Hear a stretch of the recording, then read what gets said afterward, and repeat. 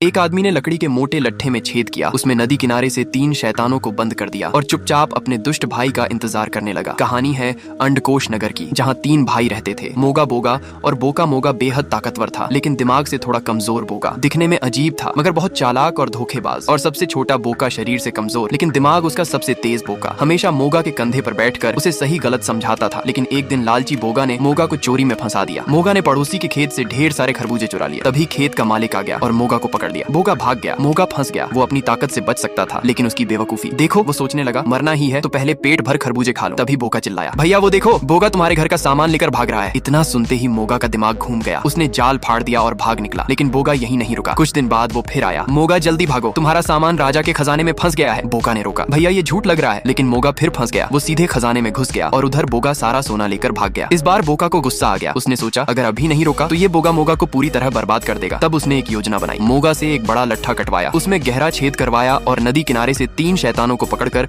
उसमें बंद कर दिया। अब दोनों भाई छिपकर बोगा का इंतजार करने लगे। कुछ देर बाद बोगा फिर आया नई चाल लेकर, लेकिन इस बार मोगा तैयार था। उसने गुस्से में कहा, ओ लकड़ी में बंद शैतानों, इस धोखेबाज को सबक सिखाओ। और फिर ऐसी पिटाई हुई बोगा की कि उसने वहीं कसम खाई, अब कभी किसी को धोखा नहीं देगा। आप कितने भाई हो कमेंट में जरूर